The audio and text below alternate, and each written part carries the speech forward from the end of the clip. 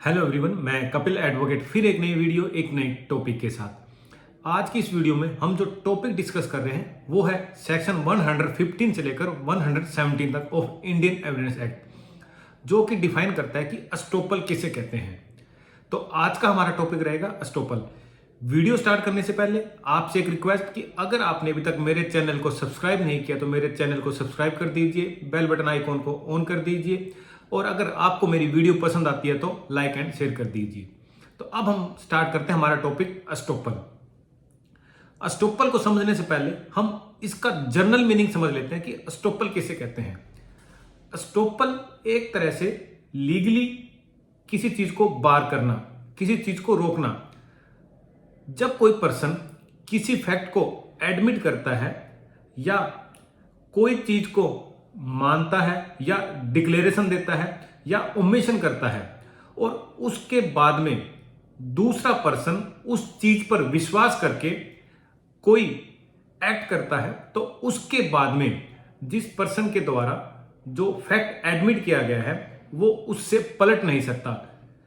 Other than हम ये कहें कि जब कोई पर्सन कोई बात कह देता है और उसके बाद में दूसरा पर्सन उस पर एक्ट करता है तो जो पहला पर्सन है वो अपनी बात से पलट नहीं सकता। इसे हम जनरल वे में अस्टोपल कहते हैं। अस्टोपल रूल ऑफ एविडेंस है। साथ में अस्टोपल को हम एक एग्जाम्पल से समझते हैं।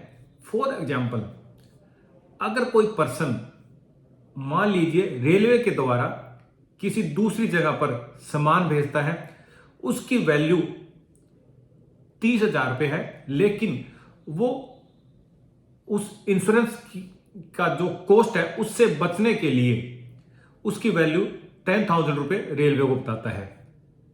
किसी कारण से वो सामान चोरी हो जाता है, उसके बाद में जब वो क्लेम करता है तो वो कहता है कि जो मेरे सामान की वैल्यू थी वो 30,000 रुपये थी।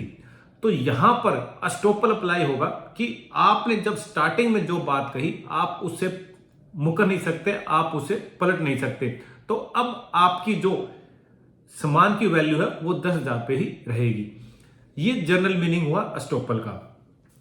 अब सेक्शन 115 में जो अस्टोपल की डेफिनेशन दी गई है उसे हम एक बार देख लेते हैं। अकॉर्डिंग टू सेक्शन 115 अस्टोपल क्या है? When one person has by his declaration, act और ओमिशन इंटेंशनली कॉज और permit other person to believe a thing to be true, कि कोई भी पर्सन चाहे अपने डिक्लेरेशन के द्वारा भी कोई चीज डिक्लेयर करके, एक्ट करके, चाहे कंडक्ट के द्वारा, चाहे वर्ड के द्वारा, और या ओमिशन करके और विद इंटेंशनली दूसरे पर्सन को ये विश्वास दिलाता है कि उसके द्वारा जो डिक्लेरेशन दी जा रही है, जो उसके द्वारा रिप्रेजेंटेशन दी जा रही है वो बिल्कुल सही है और जो सामने वाला पर्सन है उस पे एक्ट करता है। इसमें जैसे कहता है and to act upon such belief, कि जिसको रिप्रेजेंटेशन दी गई है वो उसको सही मानकर उसको उस पर बिलीव करके उस पर एक्ट करता है।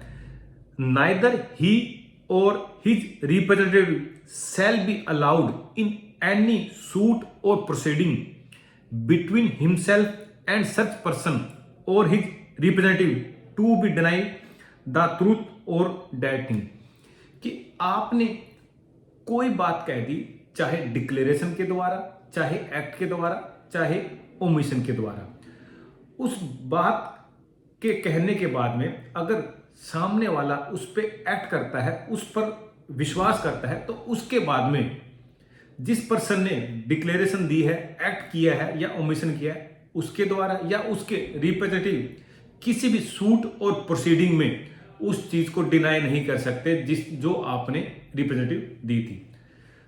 ये हुआ बेयर लैंग्वेज सेक्शन 115 की। अस्टोपल हमेशा सिविल प्रोसीडिंग में अप्लाई होता है, क्रिमिनल प्रोसीडिंग में अप्लाई नहीं होता है। अब इसका जो एग्जाम्पल दिया हुआ है सेक्शन 115 में, हम उसको देख लेते हैं। ये कहता है कि ए बी को इंटेंशनली और फॉल्सली लीड करता है कि जो प्रॉपर्टी है उसकी है और वो उसको इंड्यूस करता है कि वो उस प्रॉपर्टी को खरीदे और उसे पे करे, जबकि ए की वो प्रॉपर्टी नहीं थी। लेटर स्टेज पर वो प्रॉपर्टी ए के पास आ जाती है, चाहे गिफ्ट से हो, चाहे इनहेरिटेंस से हो, या किसी तरह भी। आने के बाद में ए क्लेम नहीं कर सकता कि भी जो ट्रांजैक्शन हुई थी ए और बी के बीच में प्रॉपर्टी से रिलेटेड, उसको सेट साइड किया जाए, क्योंकि at the time of transaction he was the not owner, कि उस टाइम वो ओनर नहीं था, वो उसके सेट साइड नहीं करवा सकता, क्योंकि उस पर एस्टोपल अप्लाई हो जाता है, क्योंकि बी ने उसकी बात को सही मान करके, विश्वास करके अपनी पोजीशन चेंज की, उस प्रॉपर्टी को खरीदा। तो ये हो गया एस्टोपल। अब बात आती है कि बर्डन ऑफ प्रूफ एस्टोपल का किस पे होगा। बर्डन ऑफ प्रूफ एस्टोपल का उसी पर्सन पर होगा जो कि एस्टोपल को क्लेम कर रहा है। फॉर एग्जांपल, जो मैं अभी एग्जांपल देखा, इसमें बी पर एस्टोपल का प्रूफ होगा कि वो प्रूफ करे कि ए ने ए ने जो बात कही थी वो सही थी, मैंने उस पर विश्वास किया और उसके ऊपर मैंने एक्ट किया, इसलिए ए पर एस्टोपल अप्लाई होता है। तो बी को प्रूफ करना होगा एस्टोपल। नेक्स्ट हम ये देखते हैं कि एस्टोपल के कितने काइंड्स हैं। यहां पर जो इंपॉर्टेंट जो है वो 3 तरह के हैं। फर्स्ट है estoppel by record and judgment, कि एस्टोपल जजमेंट के द्वारा या रिकॉर्ड के द्वारा भी हो सकता है। जैसे आप सभी जानते हैं, जब भी किसी सिविल सूट में कोई जजमेंट आती है ऑन मेरिट, तो उसके बाद में जो पार्टी सेटिस्फाई नहीं होती उस जजमेंट से, वो उसके लिए अपील या रिवीजन में जा सकती है। लेकिन ये नहीं हो सकता कि अगर किसी पार्टी के फेवर में जजमेंट नहीं आती तो वो दोबारा उसी फैक्ट्स पर, उसी कॉज ऑफ एक्शन पर दोबारा सूट फाइल नहीं कर सकता, क्योंकि वो बार है सेक्शन 10 एंड 11 ऑफ सीपीसी के अकॉर्डिंग। तो हम ये कह सकते हैं कि जजमेंट के द्वारा भी एस्टोपल होता है। लेकिन अगर according to Indian Evidence Act, अगर वो जजमेंट कोई फ्रॉड से की गई है, फ्रॉड से ली गई है, तो उस केसेस में एस्टोपल अप्लाई नहीं होगा, क्योंकि section 44 of Indian Evidence act ये डिफाइन करता है कि अगर कोई जजमेंट फ्रॉड से या इनकम्पिटेंट ऑफ कोर्ट के द्वारा दी गई है तो वो जजमेंट बाउंड नहीं होगी और उस केस में एस्टोपल अप्लाई नहीं होगा। सेकंड है एस्टोपल बाय डीड, कि जब कोई डीड लिखी जाती है और पार्टीज के बीच में उस डीड में कोई कंडीशन लिखी जाती है तो वो कंडीशन दोनों पार्टीज पे बाउंड होगी। डीड लिखने के बाद में कोई भी पार्टी उसको डिनाई नहीं कर सकती, क्योंकि वो उस डीड की कंडीशन थी। अगर कोई उस चीज से डिनाई करता है तो उसके ऊपर एस्टोपल बाय डीड अप्लाई होगा। यहां भी अगर वो डीड फ्रॉड से तैयार की गई है तो उस केसेज में एस्टोपल अप्लाई नहीं होगा। नेक्स्ट आता है कि एस्टोपल बाय कंडक्ट, जो कि सेक्शन 115 से लेकर 117 तक इंडियन एविडेंस एक्ट में डिफाइन किए गए हैं, वो एस्टोपल बाय कंडक्ट है, उसके द्वारा एस्टोपल अप्लाई होगा। तो ये हमारा हुआ एस्टोपल और काइंड्स ऑफ एस्टोपल। सॉरी। अब यह है कि एस्टोपल कब अप्लाई नहीं होता, जब दोनों पार्टी सच्चाई को जानती हैं, ट्रुथ को जानती है, उस सिचुएशन में एस्टोपल अप्लाई नहीं होगा। एस्टोपल कभी भी स्टैच्यू के अगेंस्ट अप्लाई नहीं होता। जब कोई लॉ है और उसके अगेंस्ट आप कोई एक्ट कर रहे हो तो वहां पर एस्टोपल अप्लाई नहीं होगा। इसी तरह अगर कोई ऐसा एक्ट किया है जो अल्ट्रा वायरस है, उस केसेस में भी एस्टोपल अप्लाई नहीं होगा। अगेंस्ट माइनर, कोई अगर माइनर कॉन्ट्रैक्ट करता है तो उस केस में एस्टोपल अप्लाई नहीं होगा, क्योंकि according to Indian Contract Act minor के द्वारा कोई भी कॉन्ट्रैक्ट है वो वॉइड अब इनिशियो है, कि स्टार्टिंग से ही वो वॉइड है, इसलिए उस केसेस में एस्टोपल अप्लाई नहीं होगा। ये हुआ अस्टोपल। अब हम देखते हैं कि 116 क्या कहता है इंडियन एविडेंस एक्ट। 116 है जो वो इमूवेबल प्रॉपर्टी से रिलेटेड बात करता है कि इमूवेबल प्रॉपर्टी में अस्टोपल कब अप्लाई होगा।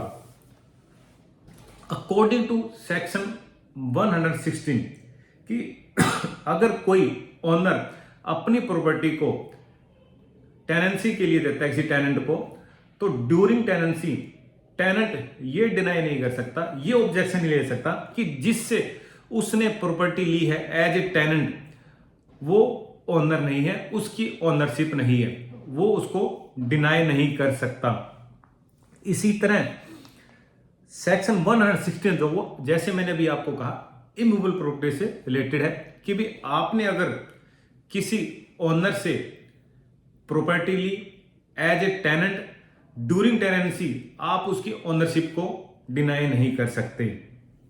नेक्स्ट आता है 117।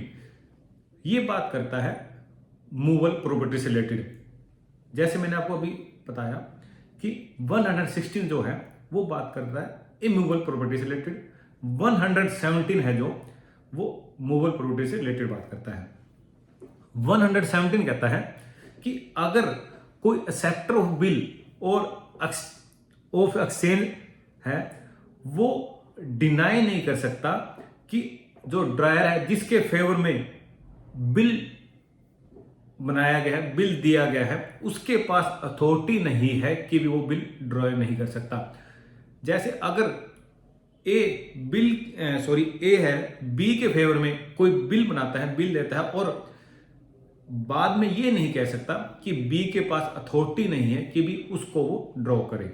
लेकिन एक्सप्लेनेशन 1 कहता है कि जो एक्सेप्टर ऑफ बिल एक्सचेंज है वो डिनाई ये कर सकता है, वो ये प्ली ले सकता है कि जिस पर्सन ने बिल ड्रॉ किया है वो पर्सन नहीं था जिसके फेवर में बिल इशू किया गया था। 117 का जो नेक्स्ट पार्ट है वो ये कहता है कि बेलमेंट के केस में या लाइसेंसी के केस में बेली और लाइसेंसी ये नहीं कह सकते कि बेलर के पास या लाइसेंसर के पास कोई भी अथॉरिटी नहीं थी कि भी वो बेलमेंट या लाइसेंस को ग्रांट कर सकते हैं। जब अगर एक बार बेलमेंट या लाइसेंस ग्रांट हो गया तो उसके बाद में आप बेलर या लाइसेंसी की जो अथॉरिटी है उसको चैलेंज नहीं कर सकते। लेकिन 117 में जो एक्सप्लेनेशन है 2 वो ये कहता है कि if a bailee deliver the goods bail to a person other than the bailor he may prove that such person has a right to them as against the bailor. कि अगर बेली जो बेलमेंट की जो गुड्स थी उसको deliver कर देता है किसको, अदर देन द बेलर, तो उसको यह प्रूफ करना होगा कि उस पर्सन के पास राइट है किसके अगेंस्ट, बेलर के अगेंस्ट, उस गुड्स के लिए राइट है कि वो उसको ले सकता था, उसको एक्सेप्ट कर सकता था क्योंकि उसके पास राइट है किसके अगेंस्ट, बेलर के अगेंस्ट। तो उस केसेस में जो बेली है अदर पर्सन को प्रॉपर्टी गुड्स दे सकता है। तो आज का ये हमारा टॉपिक था अस्टोपल। अस्टोपल किसे कहते हैं, काइंड्स ऑफ अस्टोपल, कब इमूवेबल प्रॉपर्टी में अस्टोपल अप्लाई होगा, कब मूवेबल प्रॉपर्टी में अस्टोपल अप्लाई होगा। तो आज का हमारा टॉपिक यहीं पर हम समाप्त करते हैं। जल्द मिलेंगे एक नए वीडियो एक नए टॉपिक के साथ। Thank you.